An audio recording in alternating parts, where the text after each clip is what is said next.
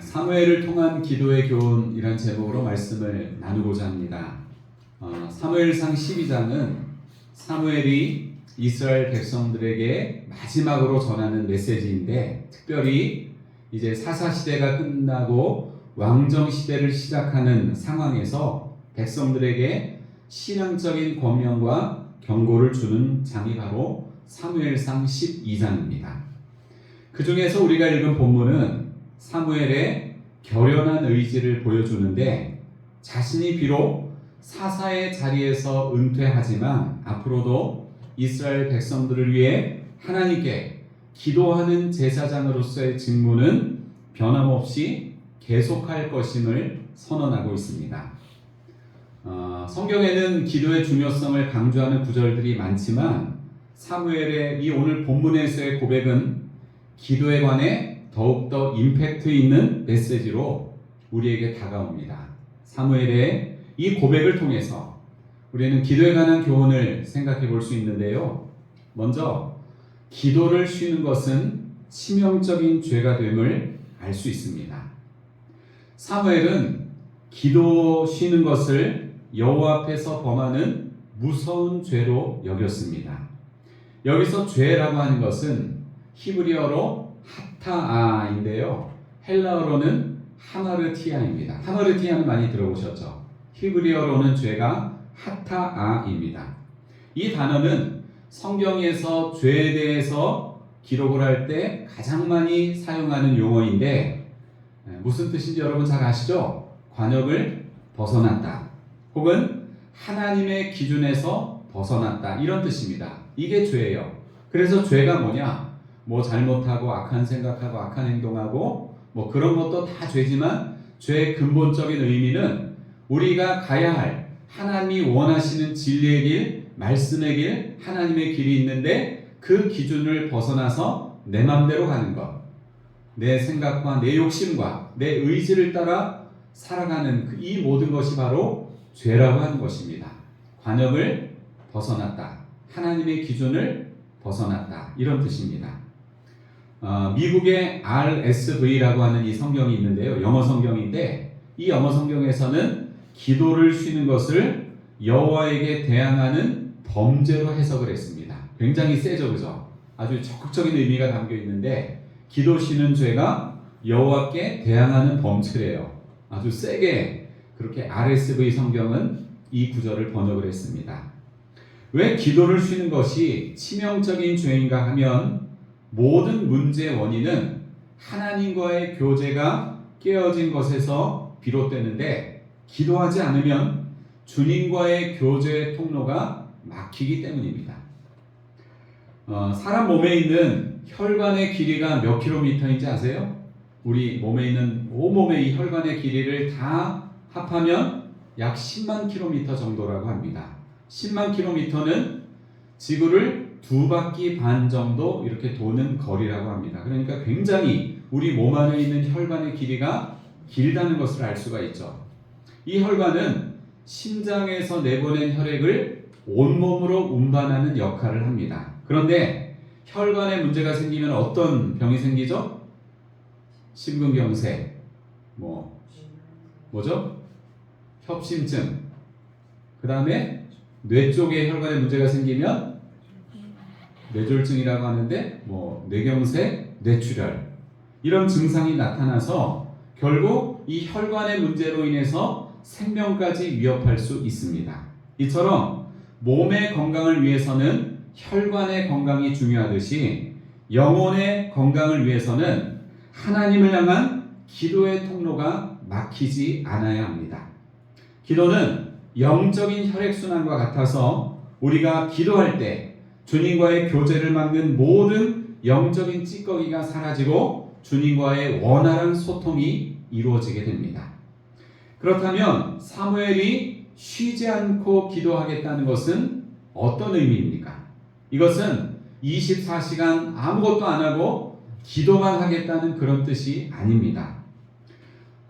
유대인들은요, 하루에 3번씩 정해진 시간에 기도를 하는데, 1차적으로는 유대인들의 기도 습관에 따라서 하루에 3번씩 자신은 이제 사사의 자리에서 물러나도 이스라엘 백성들을 위해서 계속해서 기도하겠다는 뜻으로 볼 수가 있습니다. 그리고 두 번째는 데살로니가전서 5장 17절에서 쉬지 말고 기도하라 이러는 바울의 권면처럼 기도를 생활화하겠다라고 하는 뜻으로 볼 수 있습니다. 어쨌거나 사무엘은 정해진 시간의 기도뿐만 아니라 일상에서 항상 하나님과 소통하는 가운데 이스라엘을 위해서 기도 쉬는 죄를 범하지 않겠다는 것입니다.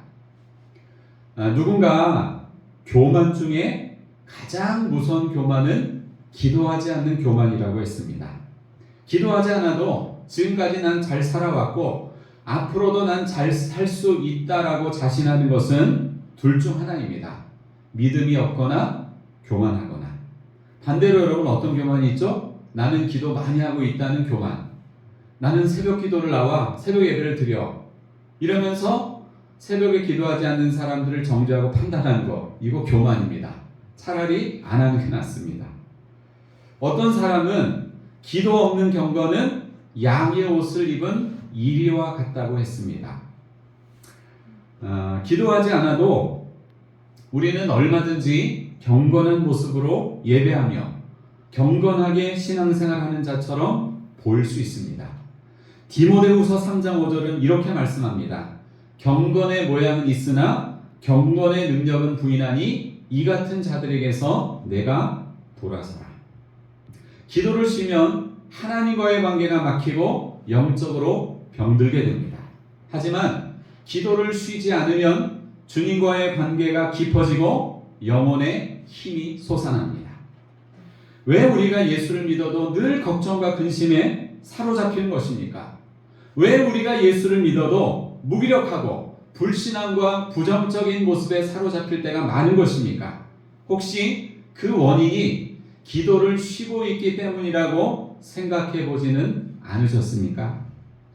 사무엘이 기도하기를 쉬는 죄를 여호와 앞에 결단코 범하지 않겠다라고 이렇게 엄중히 말한 것은 그만큼 기도는 신앙생활에서 필수적인 것이요, 자신은 이스라엘 나라 역사상 가장 어렵고 혼돈한 이 시기를 오직 기도로 승리하고 기도로 살아왔음을 고백하는 것입니다.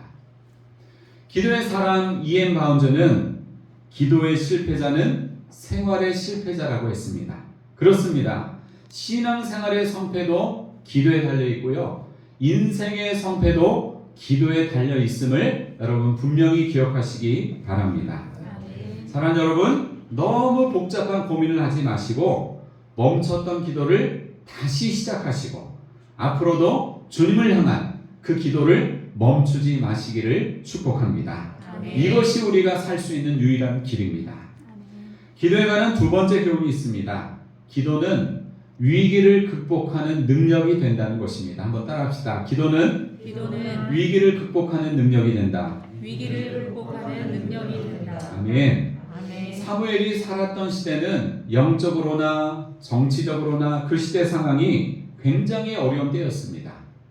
여기 본문을 한번 보시죠. 여기 앞에 사무엘상 3장 1절입니다. 사무엘상 3장 1절 시작.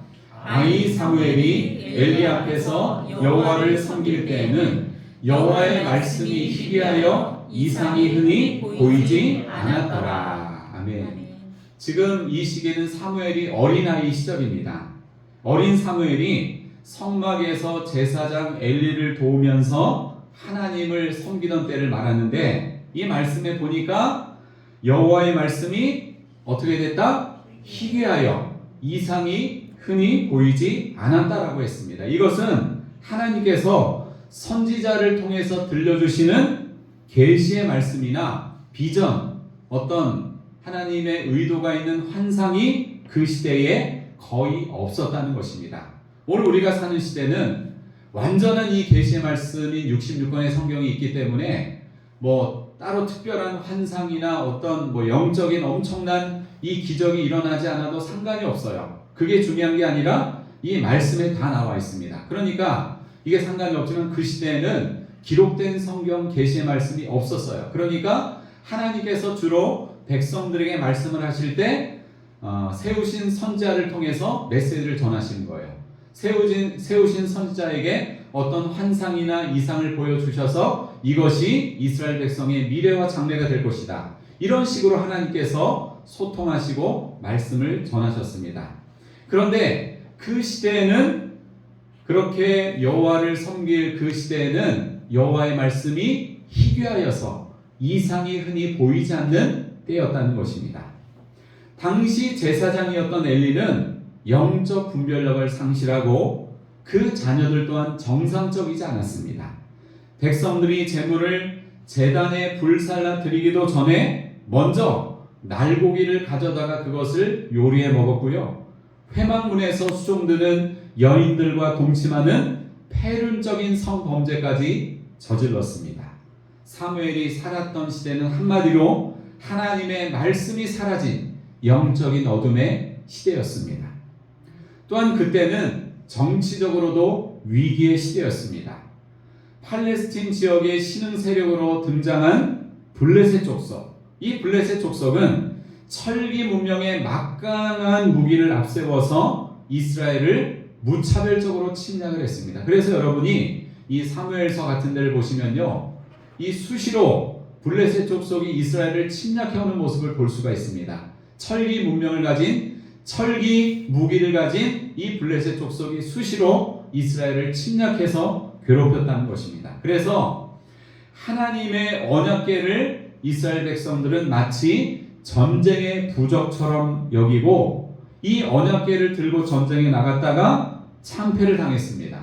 결국에는 하나님의 언약궤마저 빼앗기는 이 사건이 발생을 했습니다.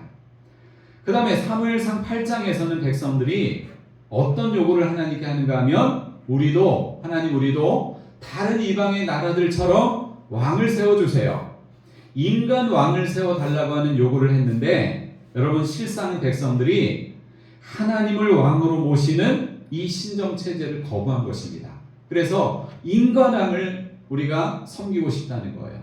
진정한 왕이신 하나님을 거부하고 인간의 왕을 섬기고 인간 왕의 체제로 살고자 하는 이 죄악된 욕망이 백성들에게 있었습니다. 이처럼 영적으로나 정치적으로나 모든 면에서 위기에 처한 이스라엘을 위해서 사무엘이 할 수 있는 일은 기도밖에 없었습니다. 여러분 미국의 초대 대통령이 누군지 아세요? 미국 건국의 아버지라고 하잖아요. 조지 워싱턴입니다. 조지 워싱턴. 이 조지 워싱턴은 1777년 미국의 독립전쟁 당시에 벨리포지라고 하는 곳에서 가장 힘든 시기를 보냈습니다. 영국군과의 전투에서 연이은 패배를 하게 되었는데 계속 전쟁에서 패배한 이 병사들은 굉장히 힘들었습니다. 게다가 너무나 추운 겨울이 왔어요. 그래서 혹독한 추위와 굶주림을 겪었고 전염병까지 돌아서 수많은 병사들이 죽고 또 탈영하는 그런 일이 벌어지게 되었습니다.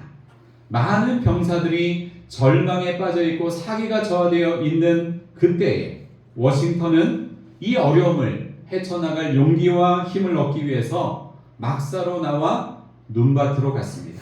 그리고는 눈밭 위에서 하나님 앞에 무릎을 꿇고 하나님의 도우심을 구하며 나라를 위해서 간절한 마음으로 기도했습니다. 워싱턴은 이후로도 하나님을 향한 간절한 기도를 멈추지 않았습니다.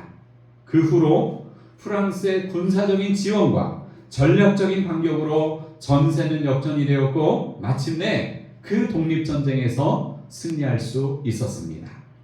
물론 다른 많은 사람들도 이 나라를 위해서 기도했겠지만 분명한 것은 기도는 위기를 극복하는 능력이 된다는 사실입니다.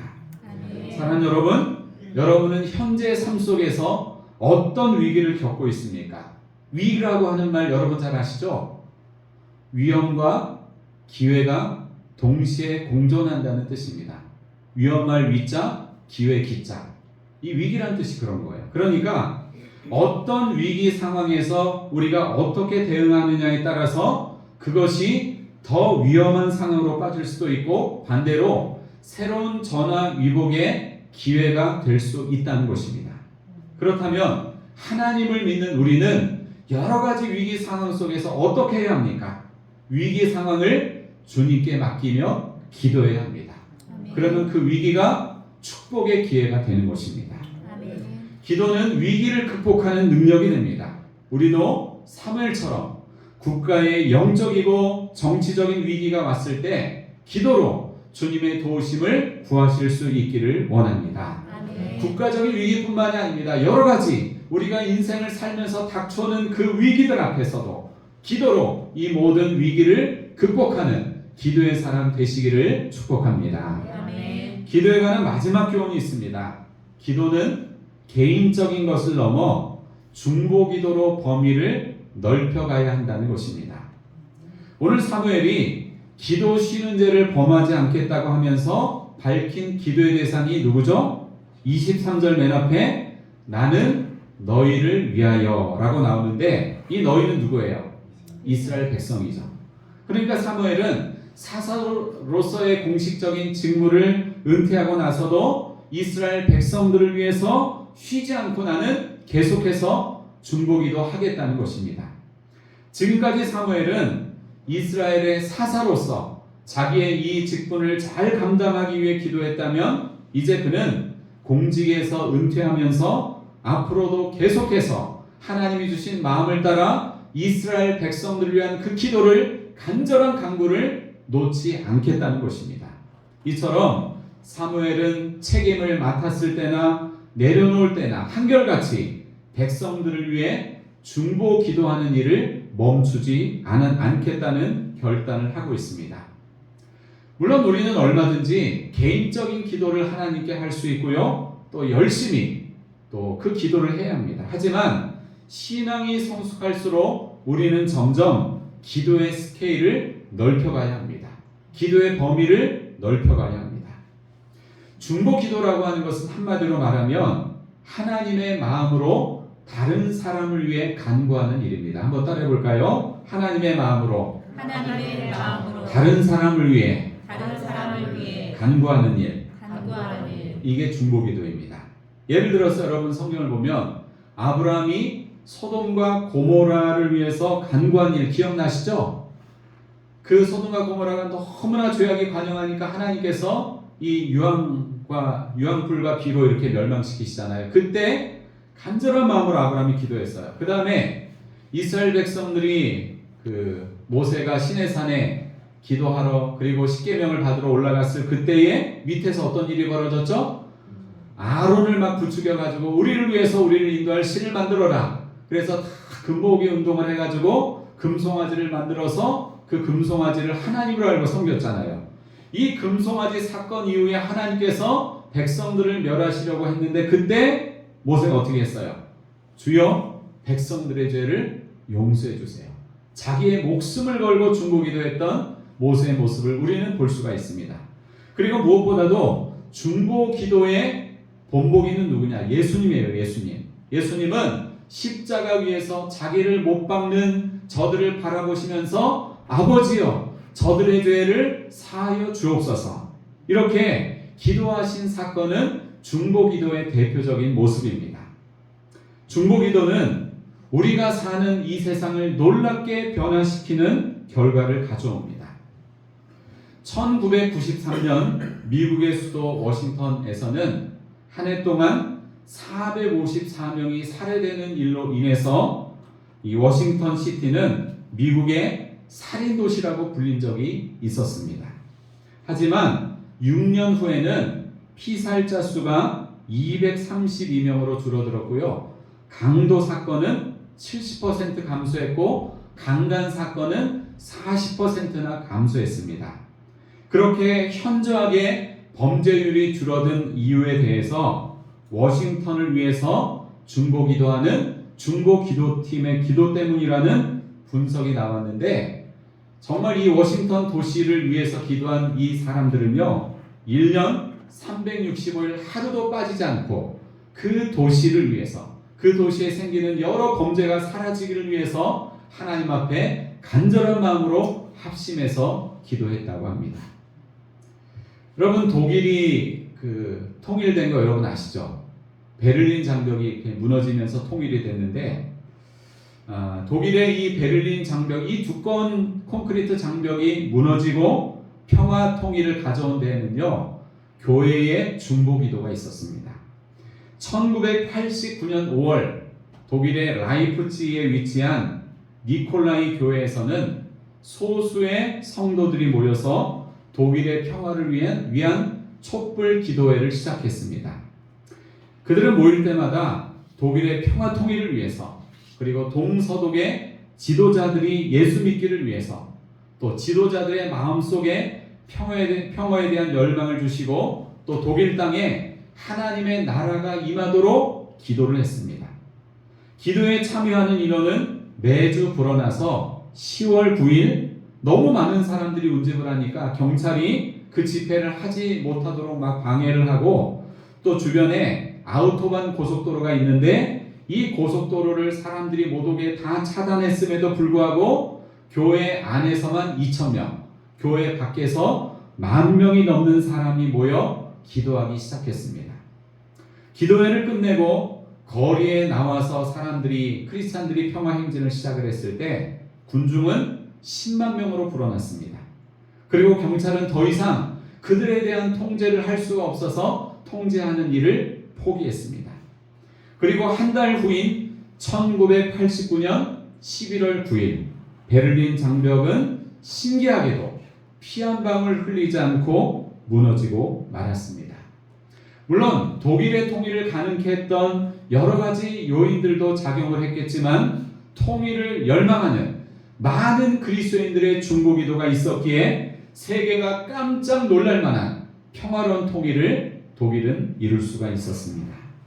사랑하는 여러분, 개인적인 기도 제목을 놓고 열심히 기도하시기 바랍니다.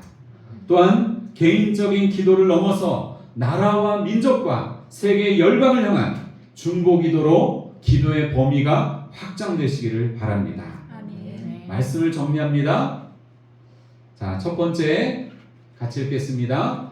기도를 쉬는 것은 치명적인 죄가 됩니다. 두 번째, 기도는 위기를 극복하는 능력이 됩니다. 세 번째, 기도는 개인적인 것을 넘어 중보기도로 범위를 넓혀가야 합니다. 아멘. 여러분의 기도가 멈춰 있다면 다시 기도의 불을 지피시기 바랍니다.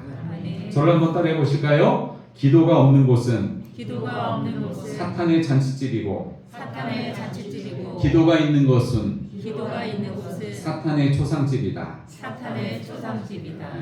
딱 들어오시죠, 그죠? 저와 여러분의 삶이 기도를 통해서 언제나 사탄의 초상집이 되시기를 바랍니다. 사랑하는 여러분, 기도 쉬는 죄를 범하지 맙시다. 아무리 바빠도 기도를 우선합시다. 쉬지 않는 우리의 기도를 통해서 쉬지 않고 일하시는 하나님을 날마다 경험하시기를 주님의 이름으로 축원합니다. 기도하시겠습니다.